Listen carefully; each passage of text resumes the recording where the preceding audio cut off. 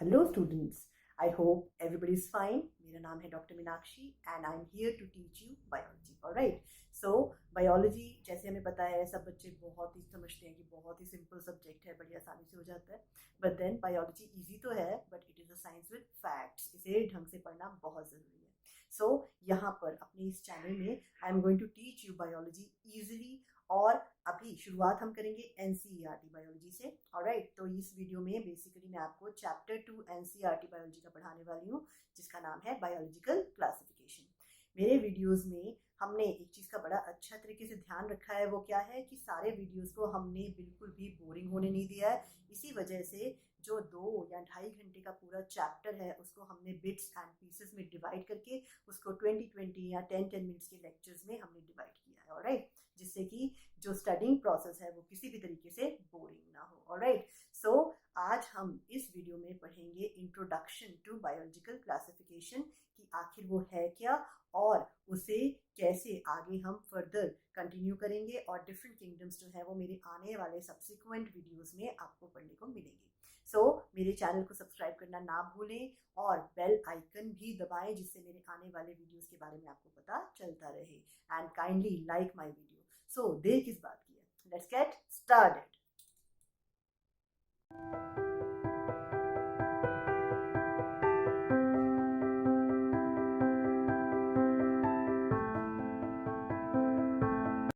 Hello students, तो आज हम शुरू करने वाले हैं +1 बायोलॉजी एनसीईआरटी का chapter 2, that is biological classification. तो सबसे पहले यहाँ जानने वाली सबसे इम्पॉर्टेंट चीज़ क्या है. जब भी हम कोई चैप्टर स्टार्ट करेंगे तो सबसे पहले हमें पता होना चाहिए कि उस चैप्टर का बेसिक हेडर का मतलब क्या है. मतलब जो उसकी हेडिंग या टाइटल है, हम उस चैप्टर में क्या पढ़ने वाले हैं. ऑलराइट, सो इस चैप्टर में जो इसका हेडर है, इस हेडर में सबसे पहले जो आता है वो आता है biological word. Alright, so what do you mean bye BIOS and what do you mean bye logos. तो बायोलॉजिकल जो वर्ड है, ये बायोलॉजिकल वर्ड बना हुआ है 2 वर्ड से, BIOS and logos. So BIOS का मतलब होता है लाइफ और लोगोस का मतलब होता है study. So study of living organisms is known as biology and biological pertains to living organism. जो इस हेडर का सेकेंड वर्ड है वो है क्लासिफिकेशन.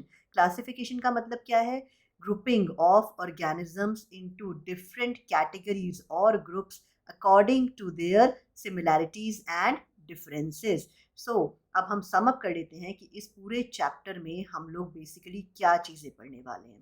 पहली चीज़ तो है कि क्लासिफिकेशन का मतलब क्या होता है. What is the meaning of classification. Right, पहला ये क्वेश्चन यहाँ पे रेज करेंगे. दूसरा क्वेश्चन जो रेज करेंगे यहाँ पे वो क्या है?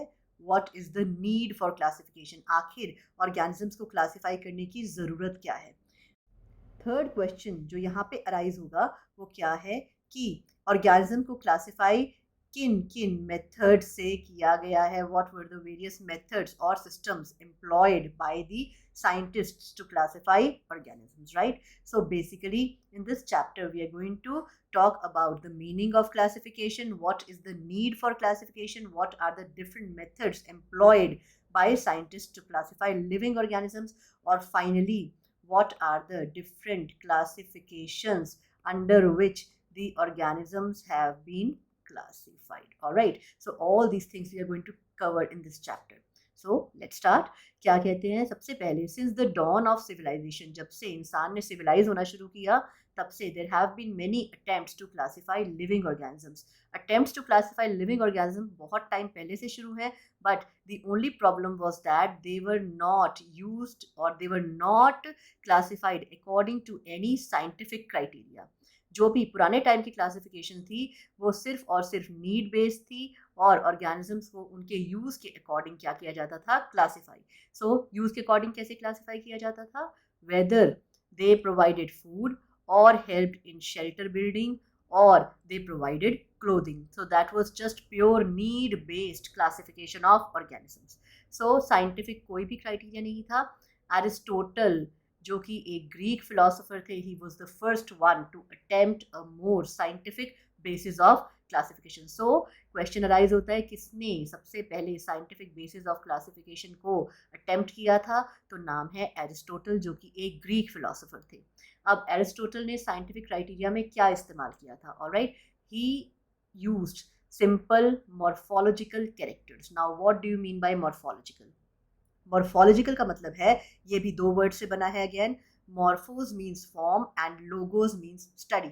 सो the study of outer form, या जिस तरीके से ऑर्गेनिज्म बाहर से दिखाई देता है, इनटू, और उसके वही कैरेक्टर्स को स्टडी करके जो ऑर्गेनिजम्स हैं उनको क्लासीफाई किया.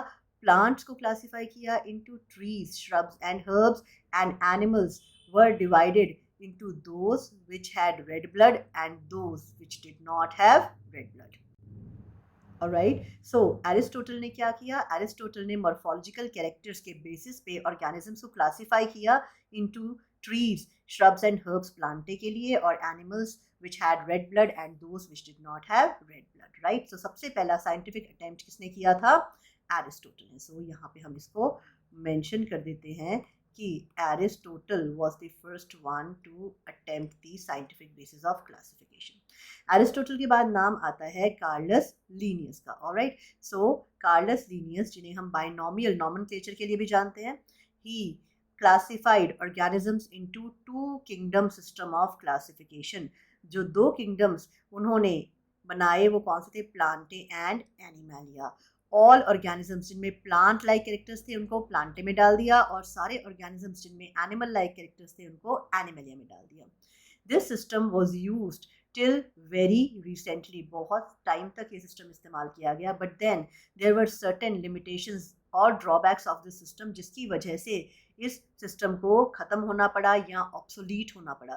सो now we are going to discuss about we are going to talk about the limitations of two kingdom system of classification. तो क्या लिमिटेशंस थी इसकी? सबसे पहला जो पॉइंट था ऑफ लिमिटेशन, हम अपनी बुक में ही मार्क कर लेते हैं सो दैट ईजियर रहेगा आपको बाद में स्टडी करने के लिए. सो द फर्स्ट ड्रॉबैक और limitation was that this system did not distinguish between eukaryotes and prokaryotes. This was the first and foremost limitation. I hope आपको याद है कि eukaryotes and prokaryotes क्या थे. Again, let's revise. Eukaryotes थे जिनके पास कोई भी जिनके पास cell membrane bound organelles as well as cell membrane present होती है और न्यूक्लियर मेम्ब्रेन प्रेजेंट होती है. सेल मेम्ब्रेन तो प्रोकैरियोट्स के बाद भी प्रेजेंट होती है, but here specifically we are going to talk about the nuclear membrane. So eukaryotes have a nuclear membrane and membrane bound organelles, whereas prokaryotes lack a nucleus and they do not have any membrane bound organelles present in them. So पहला drawback था, it did not distinguish between eukaryotes and prokaryotes. जो second drawback था वो था it did not distinguish between unicellular and multicellular organisms. ठीक है. Third drawback was it did not distinguish between photosynthetic and non-photosynthetic organisms. क्योंकि दोनों के दोनों ही प्लांट लाइक थे तो उठा के इनको इकट्ठे प्लांटे किंगडम में क्लब कर दिया गया, ऑल्दो इनके बीच में कोई भी फंडामेंटल सिमिलैरिटीज प्रेजेंट नहीं है. Again, classification of organisms into plants and animals was easily done and was easy to understand in spite. अगला drawback क्या था इनका? A large number of organisms. So the fourth drawback is a large number of organisms did not fall into either category.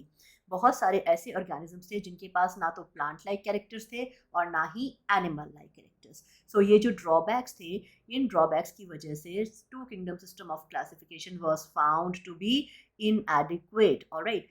So again अब scientist ने एक और नया जो है प्रॉब्लम क्रिएट हो गया. साइंटिस्ट ने सोचा कि अभी तक जितने भी जो क्लासिफिकेशन सिस्टम्स हैं उन्होंने क्या एम्प्लॉय किया है? They have employed only the morphological characters. So scientist now felt a need for other criteria also. उन्हें लगा कि हमें कोई और क्राइटेरिया भी इंक्लूड करना चाहिए other than morphological characters for the classification of organisms. So now कौन कौन से जो क्राइटेरिया हैं जो साइंटिस्ट एम्प्लॉय करना चाहते थे उनमें से हैं ग्रॉस मॉर्फोलॉजी, तो ऑलरेडी यूज हो रहा था जो कार्लस लीनियस और एरिस्टोटल ने यूज किया था. अदर कैरेक्टर्स थे cell structure, nature of wall, mode of nutrition, habitat, methods of reproduction and evolutionary relationships, etc. All these criteria the scientists felt were also required for the proper classification of organisms. So, keeping this in mind, classification systems for the living organisms have undergone several changes over time. Again, जो classification system है, सारे classification systems का एक basic ये criteria है कि सब में प्लांट और एनिमल किंगडम को इंक्लूड किया ही किया गया है. They have been a constant under all different systems and बाकी सारे क्राइटेरिया को ध्यान में रख के जो क्लासिफिकेशन है वो चेंज होती रहती है with time, keeping in mind the other criteria and the number and nature of other kingdoms have also been understood differently by different scientists over time. R. H. Whitaker. He in 1969 proposed the 5-kingdom system of classification. All right, so he came up with 5-kingdom system of classification. So what were the basic 5 kingdoms that R.H. Whitaker talked about? So in 1969, after feeling the need to include other criteria, except again keeping in mind morphological characters as well as taking into consideration other criteria, R.H. Whitaker proposed 5-kingdom system of classification. All right, so 5 kingdoms were Monera, Protista, Fungi, Plantae and Animalia. All right, so what were the 5 kingdoms? The names have to be memorized. So 5 kingdoms में से पहले वाला जो kingdom था वो था Monera, then came Protista, then came Fungi, then came Plantae and finally Animalia. All these in the increasing order of their complexity. All right, हमें पता है कि अब हमने सिंपल मॉर्फोलॉजिकल कैरेक्टर्स के अलावा और भी डिफरेंट क्राइटेरिया एम्प्लॉय किए हैं, तो इसी वजह से R.H. Whitaker ने 5 किंगडम सिस्टम ऑफ क्लासिफिकेशन को प्रपोज किया इन 1969 बेसिकली. ऑलराइट, सो यहाँ पर जो आपके एग्जाम में क्वेश्चन आता है वो एग्जाम में क्वेश्चन क्या आता है? द क्वेश्चन है what was the criteria, right? So what was the criteria taken into consideration by R.H. Whitaker in proposing 5-kingdom system of classification? What was the basic criteria employed by R.H. Whitaker in taking into consideration the 5-kingdom system of classification? So the main criteria, इसका answer इसी page पे given है. The main criteria that was used by R.H. Whitaker was cell structure. He took into consideration, first point क्या है? Cell structure.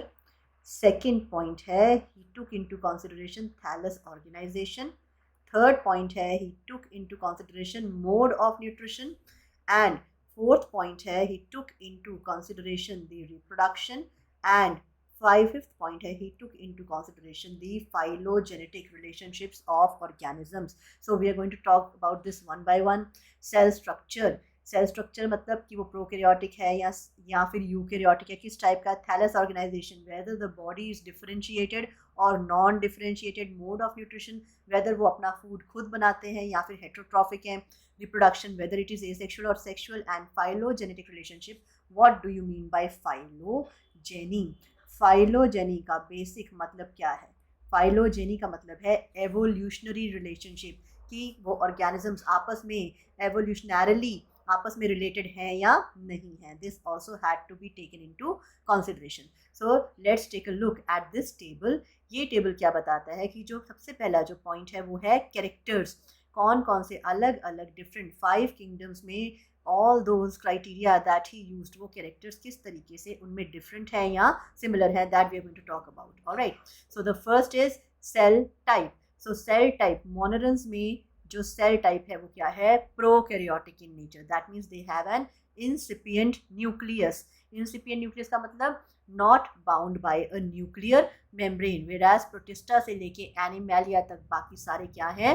Protista से लेके एनिमैलिया तक बाकी सारे हैं eukaryotic. That means they have a proper membrane bound nucleus with cell organelles present in them, membrane bound organelles present in them. So the second character that he talked about was cell wall. So जो monerans है उनमें जो cell wall है वो non cellular है और polysaccharide और amino acids की बनी हुई है। पॉलीसेकेराइड का मतलब है वेयर मोर देन वन और more than a large number of sugar units are linked together plus amino acid से मिलकर बनी हुई है इनकी जो सेल वॉल है। प्रोटिस्टेंस में cell wall can be present or can be absent also, whereas in fungi cell wall is always present but cell wall does not contain cellulose. It usually contains a polysaccharide which is known as chitin, chitin. Alright, chitin इनके polysaccharide present होता है wall में, whereas in plantae cell wall is present and it's usually made up of cellulose, and in animal cells cell wall is absent. Let's take a look at the nuclear membrane. Monerans क्योंकि वो prokaryotic है इसलिए nuclear membrane absent है, जबकि protista से लेके एनिमैलिया तक बाकी सब में न्यूक्लियर मेम्ब्रेन जो है वो प्रेजेंट है. Again taking a look at the body organisation, monerans जो है वो सेलुलर है, दैट मीन्स सिंगल सेल्ड है. प्रोटिस्टेंस भी यूनिसेलुलर है, वेराज फंजाई जो है वो मल्टी सेलुलर हो सकते हैं या लूज टिश्यू की फॉर्म में हो सकते हैं. वेराज प्लांटे में जो है टिश्यू और ऑर्गन लेवल ऑफ ऑर्गेनाइजेशन है, वेराज एनिमल्स में टिश्यू लेवल, ऑर्गन लेवल और organ system level of organisation भी प्रेजेंट है, right. So again taking a look at the mode of nutrition, the way in which they derive their food, whether they make their food themselves or are they dependent upon other organisms for their food. So monerans are autotrophic. Autotrophic का मतलब है they can prepare their own food. Now autotrophic में भी there are two types, chemosynthetic and photosynthetic. Now chemosynthetic वाले जो organisms हैं वो अपनी source of energy chemical bond से derive करते हैं, whereas जो photosynthetic हैं वो अपनी फूड को प्रिपेयर करने की जो एनर्जी है वो सनलाइट से डिराइव करते हैं. So they can be autotrophic, in which they can be chemo autotrophic और photo autotrophic, and they can be heterotrophic also, that means they derive their nutrition from other organisms. और जो heterotrophic mode of nutrition है that can be saprophyte. saprophytic मतलब कि वो dead decaying organisms के ऊपर क्या करते हैं, थ्राइव करते हैं. और पैरासिटिक है मतलब कि वो होस्ट ऑर्गेनिज्म के ऊपर थ्राइव करते हैं, उससे अपना फूड डिराइव करते हैं और उसको इंटर्न हार्म भी करते हैं. ऐसे ऑर्गेनिजम्स को क्या बोलते हैं, parasites.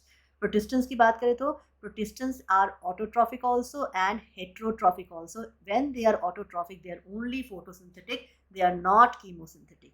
If we talk about fungi, fungi are broadly heterotrophic, they are not autotrophic at all. So heterotrophic mode of nutrition can be saprophytic or parasitic, although saprophytic mode of nutrition is more prevalent in case of fungi. Let's take a look at plantae. Plantae are predominantly autotrophic and they are photosynthetic in nature. Animals जो हैं they are not at all autotrophic, they are purely heterotrophic and they can have holozoic. Holozoic का मतलब क्या होता है, in which food particles are ingested. मतलब holozoic का मतलब है कि जो फूड पार्टिकल्स को इंजेस्ट करते हैं. होलोजोइक का मतलब है फूड पार्टिकल्स को इंजेस्ट करते हैं या they are saprophytic in nature, means they thrive on dead decaying organisms. Clear हो गया. सो ये था 5 kingdom system of classification which was proposed by R.H. Whittaker, keeping in mind that those criteria which Linnaeus and Aristotle did not pay heed to basically. All right. Let us take a look at this 5 kingdom classification to understand the issues and considerations that influenced the classification system. So now we are going to take a look at the 5 kingdom system of classification proposed by R.H. Whittaker in 1969, and then we are going to talk about, या फिर हम बात करेंगे किसके बारे में, कौन कौन से ऐसे फैक्टर्स थे जो इन क्लासिफिकेशन सिस्टम्स को, जिन्होंने 5 किंगडम क्लासिफिकेशन सिस्टम को इन्फ्लुएंस किया. सो पहले जो अर्लियर सिस्टम थे, earlier systems given by Aristotle and Carolus Linnaeus, तो उन क्लासिफिकेशन सिस्टम्स में हमें पता था सिर्फ ग्रॉस मॉर्फोलॉजी के बेसिस पे सारे प्लांट लाइक ऑर्गेनिजम्स को प्लांटे में डाल दिया था और एनिमल लाइक ऑर्गेनिजम्स को किंगडम एनिमेलियम में ग्रुप कर दिया था. ऑल्दो उनमें प्लांटे में क्या इंक्लूड कर दिया था, bacteria, blue green algae, fungi, mosses, ferns, gymnosperms and all the angiosperms किसमें थे, प्लांटे में. ऑलराइट. तो प्लांटे में इनको क्लब करने का जो बेसिक कैरेक्टर था, जिन्होंने यूनिफाई किया सारे किंगडम को, was the presence of their cell wall in their cells. So पहले के क्लासिफिकेशन सिस्टम में जो two kingdom system of classification था वहाँ पे सारे ऑर्गेनिजम्स जिनको कि किंगडम प्लांटे में रखा गया था उनमें कॉमन फीचर क्या था, presence of a cell wall in their cells. So इसी वजह से जो अब हमें पता है, हमने 5 किंगडम सिस्टम में पढ़ा कि जो सेल वॉल है वो बैक्टीरियाज में भी प्रेजेंट है और सेल वॉल जो है वो फंगस में भी प्रेजेंट है और सेल वॉल जो है वो प्लांटे में भी प्रेजेंट है। बट देन तीनों की सेल वॉल में बेसिक डिफरेंस बहुत ज़्यादा है। बट जो अर्लियर सिस्टम थे उन्होंने इस बेसिक डिफरेंस को कंसिडर ना करते हुए just the presence of a cell wall को क्राइटेरिया मानकर सारे के सारे ऑर्गेनिजम्स को किंगडम प्लांटे में प्लेस कर दिया। So this placed together groups which widely differed in their characteristics. It brought together the prokaryotic bacteria. तो prokaryotic bacteria को इन्होंने और blue green algae और cyanobacteria जो prokaryotic हैं उन्हें बाकी सारे ऑर्गेनिजम्स के साथ डाल दिया जो कि क्या है, यूकैरियोटिक है। ऑलराइट, अगेन पहला ये था ड्रॉबैक, या फिर पहला ये ड्रॉबैक था उन दोनों सिस्टम्स का कि उन्होंने, जो हमने पहले भी पढ़ा था, the first limitation of the two kingdom system of classification was that it clubbed or brought together prokaryotic as well as eukaryotic organisms. जो second drawback थी कि it grouped together unicellular organisms and multicellular ones। ये हमने second drawback पढ़ी थी, तो यहाँ पे हम understand करेंगे उस second drawback का मतलब क्या था। अब यहाँ पे बताया गया है जो क्लमाइडोमोनास है और स्पाइरोगायरा है, इन्हें कहाँ रखा गया था, they were placed under algae. This classification did not differentiate between the heterotrophic group fungi and the autotrophic green plants. Alright, जो two kingdom system of classification था वो फंगस जो कि एक हेट्रोट्रॉफिक ग्रुप है वहाँ पे मोड ऑफ न्यूट्रिशन को कंसिडर नहीं किया गया था, और इनकी दोनों की जो सेल वॉल की जो कॉम्पोजिशन है उनमें कैरेक्टरिस्टिक डिफरेंस है। फिर भी सिर्फ सेल वॉल की प्रेजेंस को क्राइटेरिया मानकर इन्हें एक साथ रख दिया गया था, ऑल्दो उनकी सेल वॉल की कॉम्पोजिशन की तरफ कोई भी ध्यान नहीं दिया गया था। That was another drawback of the two kingdom system of classification. We know that fungi has chitin in their cell walls. Chitin जो है it is a polysaccharide and cellulose, although cellulose is also a polysaccharide, but then ये fungus में chitin होता है cell wall में और green plants में क्या प्रेजेंट होता है, सेल्यूलोज। तो उनकी कॉम्पोजिशन पे कोई ध्यान ना देते हुए सिर्फ प्रेजेंस ऑफ सेल वॉल को क्राइटेरिया मानकर उनको एक पर्टिकुलर ग्रुप में दैट इज प्लांटे में प्लेस कर दिया गया। नाउ जब हमने ये सब कैरेक्टरिस्टिक्स कंसिडर किए, सो फंजाई जो थे उन्हें एक डिफरेंट किंगडम में प्लेस किया गया in the 5 kingdom system of classification. तो टू किंगडम सिस्टम की जो ड्रॉबैक्स थी उनको ध्यान में रखकर विटिकर ने 5 किंगडम सिस्टम ऑफ क्लासिफिकेशन में डिफरेंट क्राइटेरिया इस्तेमाल करके फंगस को एक सेपरेट किंगडम में रख दिया, किंगडम फंजाई। सारे प्रोकैरियोटिक ऑर्गेनिजम्स को कहाँ रखा गया, किंगडम मोनेरा में। यूनिसेल्युलर यूकैरियोटिक सिस्टम्स को या फिर ऑर्गेनिजम्स को कहाँ रखा गया, किंगडम प्रोटिस्टा में। एंड किंगडम प्रोटिस्टा में क्या आया, क्लमाइडोमोनास, क्लोरेला, जिनको पहले कहाँ रखा गया था, एल्गी में। अब वो कहाँ आ गए, into Chlamydomonas and chlorella come under algae, और जो पैरामीशियम और अमीबा जिनको पहले एल्गी में रखा गया था अब उन्हें वापस किस में डाल दिया गया है, किंगडम प्रोटिस्टा में। ऑलराइट, सो एल्गी में सेल वॉल्स प्रेजेंट होती हैं, whereas पैरामीशियम और अमीबा जो है उनमें भी सेल वॉल प्रेजेंट है, बट सेल वॉल का टाइप जो है वो डिफरेंट है, right. Again it has put together organisms which in earlier classifications were placed in different kingdoms. This all happened because the criteria for classification has changed. तो again organisms को उनकी similarities और differences के basis पे अलग अलग systems में classify या फिर अलग अलग किंगडम्स में रख दिया गया according to Whittaker. But this system is not foolproof. That means जैसे जैसे और क्राइटेरियाज हम ध्यान में रखेंगे वैसे वैसे क्लासिफिकेशन सिस्टम्स जो हैं वो चेंज होते रहेंगे। This kind of change will take place in future too, depending on the improvement in our understanding of characteristics and evolutionary relationships.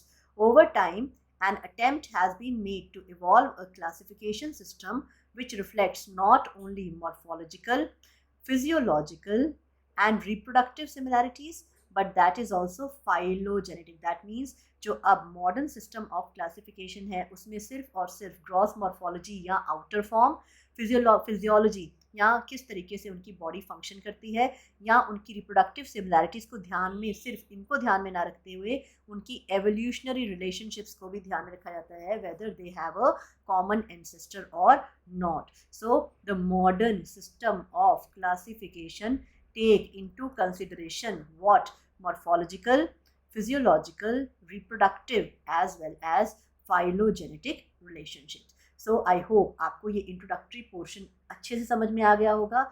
छोटे छोटे वीडियोस के माध्यम से I am going to tell you about and teach you biology in a simpler way. So मेरे channel को subscribe करना ना भूलें और बेल आइकन दबाएं सो दैट मेरे अगले आने वाले वीडियो के बारे में आपको नोटिफिकेशन मिल जाए और आप प्रॉपर्ली आगे इसको फॉलो कर सको. So until next time, keep the faith and see you soon.